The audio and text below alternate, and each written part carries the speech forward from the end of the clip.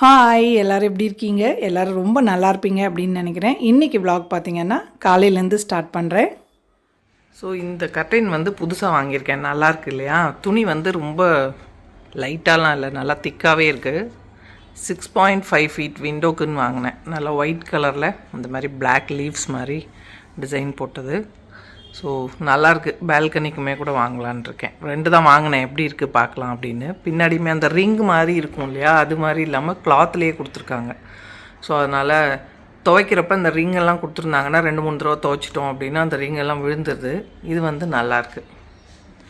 எப்படி இருக்குதுன்னு சொல்லுங்கள். ஸோ இவனை ஏஞ்சி வந்துட்டான் பாருங்கள். ஓய் குட்டூஸ். இன்றைக்கி பிரேக்ஃபாஸ்ட்டுக்கு மசாலா தோசை தேங்காய் சட்னி தான். மசாலா நேற்றே பண்ணிட்டேன். ப்ரெட் பஜ்ஜி பண்ணேன் சாயங்காலம். ஸோ அதுக்காக பண்ண மசாலா தோசைக்கும் செஞ்சிடலான்னு கூட கொஞ்சம் சேர்த்தே பண்ணிட்டேன். சட்னிக்குமே பார்த்திங்கன்னா நேற்று ஃப்ரெண்டு வரேன்னாங்க, அவங்க வரல, எடுத்து வச்சுருந்தேன், வந்ததுக்கப்புறம் அரைக்கலான்னு. அதனால் இப்போ தேங்காய் சட்னி அரைச்சிட வேண்டியது தான். பொடி இருக்குது. ஸோ பிரேக்ஃபாஸ்ட்டுக்கு ஆகிடும். சட்னி அரைச்சிட்டு ஆப்பத்துக்கு ஊற வச்சுருந்தேன். தண்ணி வடித்து வச்சுருக்கேன் பாருங்கள். 1 கப்பு பச்சரிசி, கொஞ்சமாக 1 டேபிள் ஸ்பூன் அளவுக்கு உளுந்து. என் ஃப்ரெண்டு சொன்ன ரெசிபி இது, அவங்க மலையாளி தான். ஸோ தேங்காய் தண்ணி இருக்கு இல்லையா, அதில் சர்க்கரை போட்டு வச்சுருந்தேன் நேற்று. லைட்டாக ஃபெர்மெண்ட் ஆகிருக்கு பாருங்கள். ஈஸ்ட்டுக்கு பதில் இது போட்டு செஞ்சால் நல்லாயிருக்கும்னாங்க. நேற்று தேங்காய் உடைச்சேன், அதுலேருந்து வந்த தண்ணி 1 ஸ்பூன் சர்க்கரை போட்டு வச்சுருந்தேன். கொஞ்சம் நல்லா வந்து இப்போ நுரைச்சி வந்திருக்கு. ஸோ தண்ணிக்கு பதிலாக இதை ஊற்றி அரைச்சிக்கணும். இது கூடவே என்ன பண்ணலான் இருக்கேன், கொஞ்சமாக தேங்காய் பூ, ஒரு 2 டேபிள் ஸ்பூன் அளவுக்கு தேங்காய் பூவும், கொஞ்சோண்டு சாதம், நல்லா இவ்வளோண்டு ஒரு 2 டேபிள் ஸ்பூன் அளவுக்கு சேர்த்துட்டு அரைக்கலான் இருக்கேன். முதல்ல சட்னி அரைச்சி எடுத்துகிட்டு இதே ஜாரில் ஆப்பத்துக்கும் அரைச்சிக்கலாம். இது புது ஜார், மீஷோவில் வாங்கியிருந்தேன் பார்த்தீங்களா, அந்த ஜார் தான்.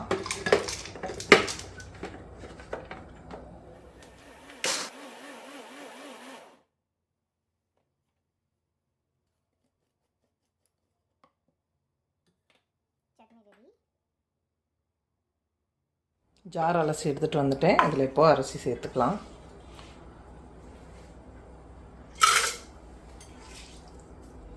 ஜாரில் அரிசி சேர்த்தாச்சு. ஒரு 2 டேபிள் ஸ்பூன் அளவுக்கு தேங்காய் துருவல், கொஞ்சோண்டு சாதம். இந்த தேங்காய் தண்ணி ஊற்றி அரைச்சிடலாம்.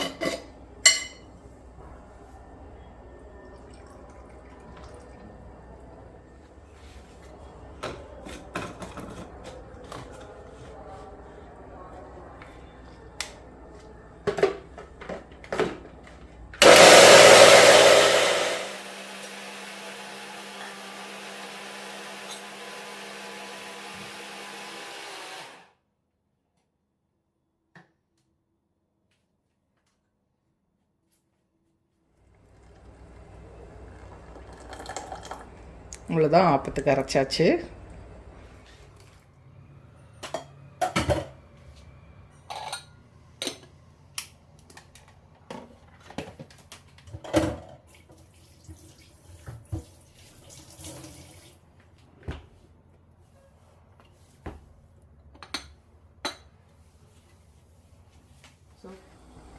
தோசை ஊற்றிக்கலாம். கல் சூடு பண்ணுறதுக்கு வச்சுருக்கேன். கொஞ்சம் எண்ணெய் தேய்ச்சிட்டு லைட்டாக தண்ணி தெளித்து தொடச்சிட்டு தோசை.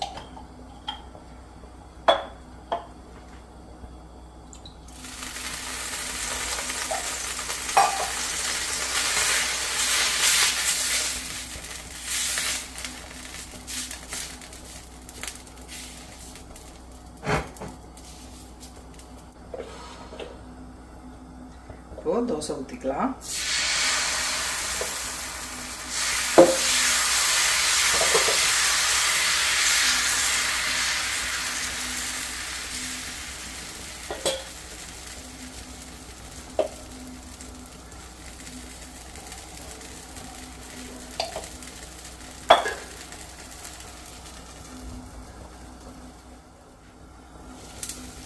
லைட்டாக வெந்ததுக்கப்புறமா மசாலா வச்சுட்டு கொஞ்சம் நேரம் மூடி போட்டுடலாம்.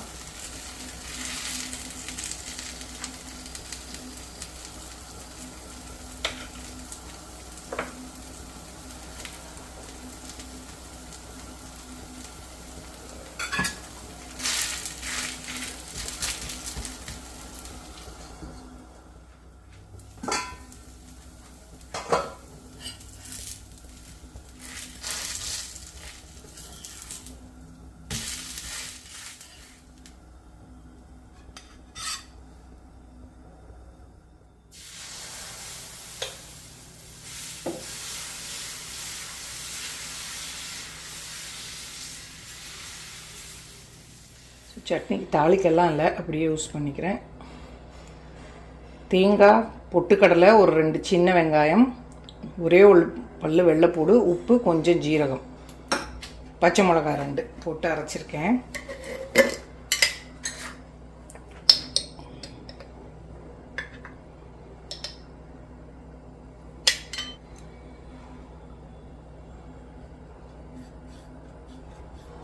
நல்லெண்ணெய் ஊற்றி மிக்ஸ் பண்ணிக்கலாம். எனக்கு பொடியில் நெய் போட்டால் பிடிக்காது, நல்லெண்ணெய் நல்லா நிறையா ஊற்றி சாப்பிட்டோம் அப்படின்னா சூப்பராக இருக்கும்.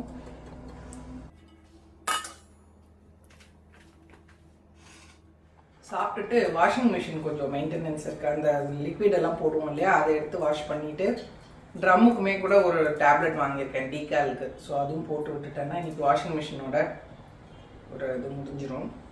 அதுக்கப்புறம் சூப்பராக ஒரு கட்டஞ்சாய் இல்லைன்னா சுலைமானி டீ போட்டு குடிக்கலாம். சூப்பராக இருக்குது.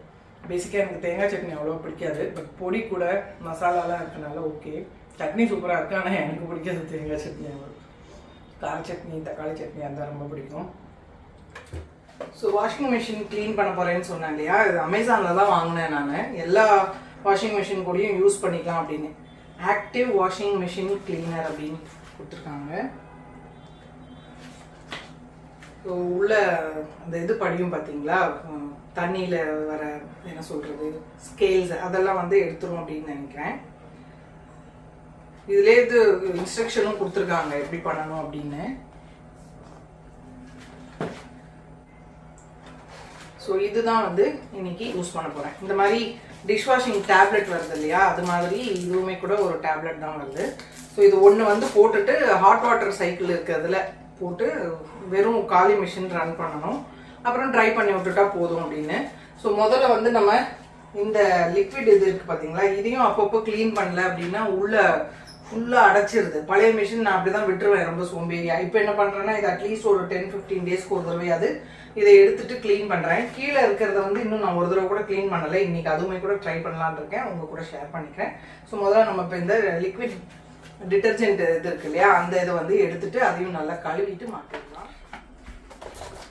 ஸோ இதிலே கொடுத்துருக்காங்க பாருங்கள் எப்படி பண்ணணும் அப்படின்ட்டு, அதனால் நீங்கள் இதை ஃபாலோ பண்ணிக்கலாம். நிறைய பிராண்ட்ஸ் இருக்குது, உங்களுக்கு எது பிடிக்குமோ அது வாங்கிக்கோங்க. இது வந்து நான் ஏதோ ஒரு வீடியோ பார்த்தேன், சரி நம்மளும் இதை டீகால் பண்ணுறதே இல்லை கம்பெனிக்காரவங்க அப்படின்னா நிறைய காஸ்ட்லியாக சொல்கிறாங்க அந்த பவுடர். ஸோ இது வந்து டேப்லெட்ஸ், இதுவே நமக்கு ஒரு 5-6 மாதத்துக்கு வரும் அப்படின்னு நினைக்கிறேன். அதனால் இது வாங்கியிருக்கேன். Cleanses, deodorises, refreshes, protect. So இது லாஸ்ட்டாக இந்த இதெல்லாம் க்ளீன் பண்ணிவிட்டு கடைசி அதை போட்டு விடலாம். ஸோ இந்த இது இருக்கு இல்லையா, இதை வந்து கழட்டிட்டு வாஷ் பண்ணிக்கலாம். இந்த நடுவில் ஒரு இது இருக்குது பார்த்தீங்களா, இப்படி ப்ரெஸ் பண்ணி இழுத்தா வெளியே வந்துடும். இது அப்பப்போ கழுவிட்டோன்னா இந்த மாதிரி சேருது பார்த்தீங்களா, அழுக்கு இதெல்லாம் இல்லாமல் இருக்கும். இல்லைன்னா பயங்கரமாக இந்த பாருங்கள் இதில் அப்படியே சேர்ந்துச்சுன்னா அது அப்படியே நின்று அப்படி ஒரு மாதிரி கட்டியாக வந்துடும். அப்புறம் நம்ம கழுவுனாலும் போக மாட்டேங்குது. அதனால் இதை வந்து இப்போது நல்லா வாஷ் பண்ணிவிட்டு தொடச்சிட்டு மாட்டிக்கலாம். இந்த ஃபேப்ரிக் கண்டிஷனர்லாம் நல்லா திக்காக இருக்குது பார்த்தீங்களா, அதனால் அப்படியே லேயராக படிஞ்சிரும். அதுக்கப்புறம் நம்ம இது பண்ணோன்னா போகவே போகாது. இதெல்லாம் பாருங்கள் இந்த மாதிரி இருக்கா, முதல்ல இருந்ததில் அது அப்படியே கல் மாதிரி சிமெண்ட் மாதிரி பிடிச்சிரும், போகவே போகாமல் பார்க்கவே நல்லா இல்லை. நான் இதை வந்து அவ்வளோ சீக்கிரமெல்லாம் அதில் கழுவாமல் விட்டுட்டேன். அதனால் இந்த மிஷின் வாங்கினதுலேருந்து ஒழுங்காக மெயின்டைன் பண்ணணும் அப்படின்ட்டு பண்ணிகிட்ருக்கேன். ஸோ உங்களுக்கும் யாருக்காவது யூஸ் ஆகுமே அப்படின்னு எல்லாரும் தெரிஞ்சிருக்குமா இருக்கும், தெரியாதவங்களுக்காக நான் சொல்கிறேன். ஓகேயா? ஸோ கடகடன்னு கழுவிடுங்க.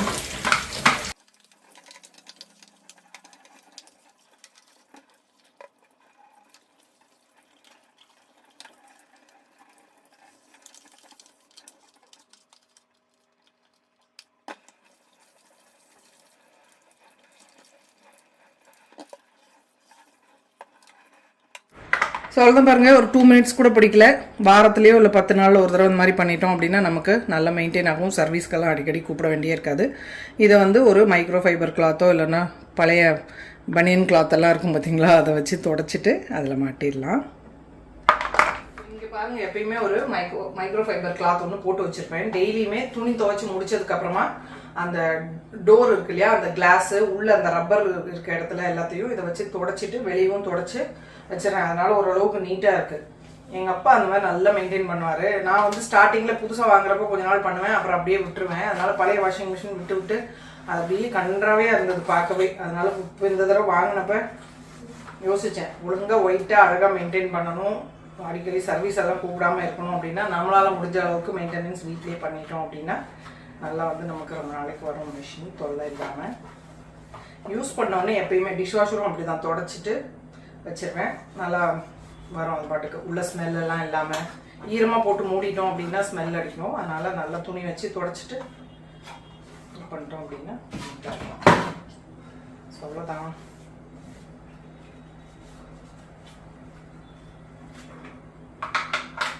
இதை உள்ளே மாட்டிடலாம்.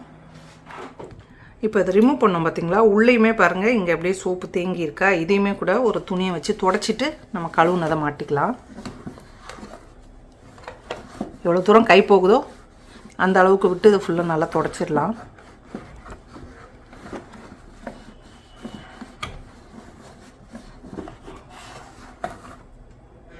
பாருங்கள் இப்போ க்ளீனாக இருக்குல்ல, அவ்வளோதான். இப்போ நம்ம வாஷ் பண்ண அந்த இதை இதில் மாட்டிடலாம்.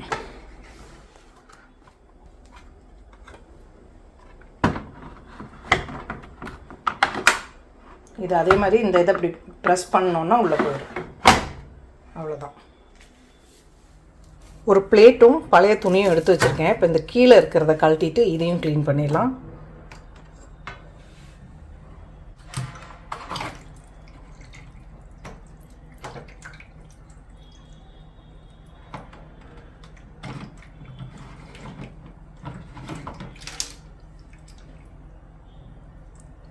ஸோ பாருங்கள் இதில் எவ்வளோ டஸ்ட் இருக்குதுன்னு, என்னென்னவோ இருக்குது பாருங்கள் இதுக்குள்ளே. ஸோ அவ்வளோதான். இதையும் துணி வச்சு தொடச்சிடலாம். ஒரு தட்டு வச்சிட்டோம் அப்படின்னா நமக்கு தண்ணியெல்லாம் வந்து கீழே வராமல் இருக்கும். இதுலேயும் வந்து ஸ்மெல் ஒரு மாதிரி வருது. வாங்கினதுலேருந்து இப்போ தான் நான் க்ளீன் பண்ணுறேன் இந்த இதை. இதையும் வந்து தண்ணியில் நல்லா கழுவிட்டு அப்புறமா மாட்டிக்கலாம். ஸ்மெல் வருது இதிலேருந்து. ஸோ அட்லீஸ்ட் மந்த்லி ஒன்ஸாவது இந்த இதையும் கழட்டி க்ளீன் பண்ணோம் அப்படின்னா ரொம்ப நல்லது.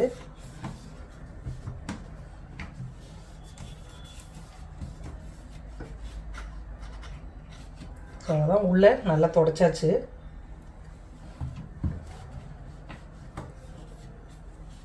இதை நான் அலசி எடுத்துகிட்டு வந்துடுறேன். நல்லா இங்கே தெரியுதா பாருங்களேன், இதெல்லாம் அழுக்கு.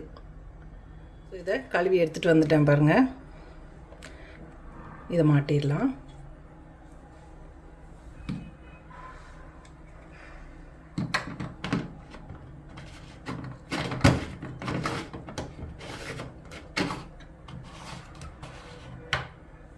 அதில் ஒரு க்ரீன் மார்க் கொடுத்துருக்காங்க, அந்த இதுக்கு வந்ததுன்னா சரியாயிடும்.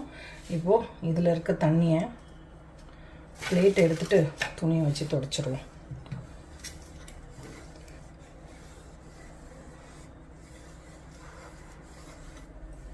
அதிலே கூட இன்ஸ்ட்ரக்ஷன் கொடுத்துருக்காங்க.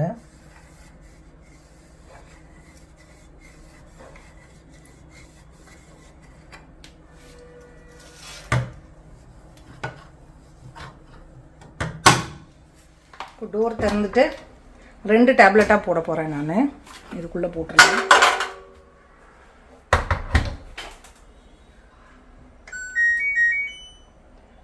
ஸோ இதில் வந்து இருக்கிறதுலே ஜாஸ்தி காட்டன் லார்ஜ்னு ஒன்று இருக்குது, அதில் போட்டு ஆன் பண்ணி விட்டுடலாம். ஸோ டேப்லெட்டை வந்து இந்த இதில் போடக்கூடாது, இதுக்குள்ளே தான் போட சொல்லியிருக்காங்க. அவ்வளோதான். இது ஃபுல் சர்க்கிள் ஓடி முடிஞ்சதுன்னா தொடச்சிட்டோம் அப்படின்னா நமக்கு வாஷிங் மிஷின் க்ளீன்.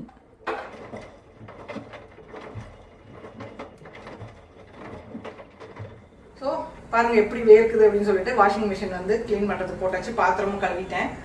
டீ வச்சுருக்கேன், கொஞ்சம் நல்லா சுலைமானி டீ போட்டு குடிக்கலாம் அப்படின்னு. நார்மல் டீ தூள் கூட இஞ்சி, ஏலக்காய், கிராம்பு, ஒரு 2-3 மிளகு எல்லாம் போட்டு கொதிச்சதும் ஆஃப் பண்ணிட்டோம் அப்படின்னா நமக்கு டீ ரெடி. குடிச்சிட்டு ரிலாக்ஸ்டாக ஏதாவது ஒரு படம் பார்க்கலான்னு இருக்கேன். ஸோ இன்றைக்கி வீடியோ உங்கள் எல்லாருக்கும் பிடிச்சிருக்கும் அப்படின்னு நினைக்கிறேன். பிடிச்சிருந்ததுன்னா லைக் பண்ணுங்கள், ஷேர் பண்ணுங்கள், மறக்காமல் நம்ம சேனலுக்கு சப்ஸ்கிரைப் பண்ணிக்கோங்க. இவ்வளோ நேரம் இந்த வீடியோ பார்த்தவங்க எல்லாருக்கும் என்னுடைய நன்றி, வணக்கம். Love you all.